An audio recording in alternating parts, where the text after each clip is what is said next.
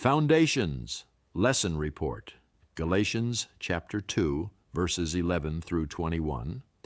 Taught by Don Sweat, July 19, 2026. Dateline Antioch.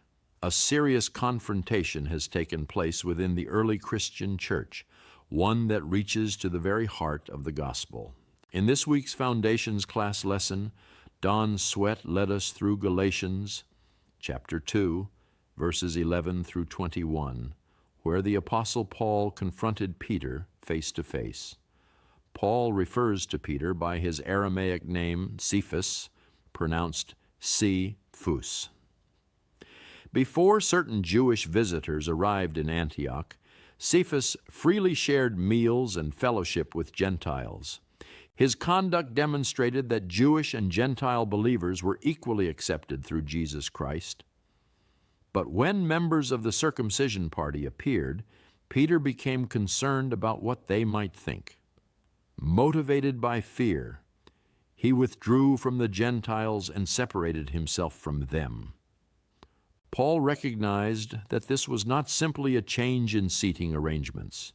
Peter's conduct communicated something contrary to the gospel.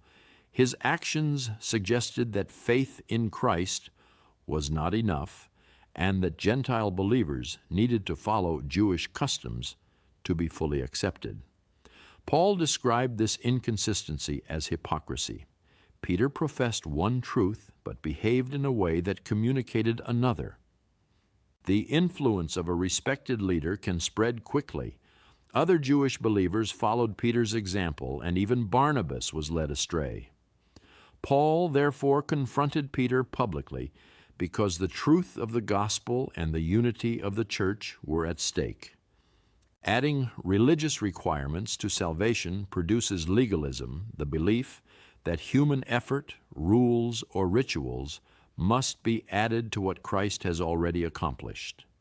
The central truth of the lesson appears in Galatians chapter 2, verse 16. A person is not justified by works of the law, but through faith in Jesus Christ. To be justified means that God declares the believing sinner righteous because of Christ. Salvation is not earned by works. It is received by faith as an expression of God's grace, His favor that we could never earn or deserve. Don illustrated justification by describing an accounting ledger. On one side are the debits representing our sin. On the other side, we may imagine credits representing our good deeds, but no amount of human effort can balance the account. Christ paid the debt completely. When we place our faith in Jesus, His righteousness is credited to us. The record of sin is cleared, not because we earned forgiveness, but because Jesus paid it all. The thief on the cross provides a powerful example. He had no opportunity to perform good works, attend Bible study, join a ministry, or observe religious ceremonies. He simply trusted Jesus. Christ then assured him, "Today you will be with me in paradise."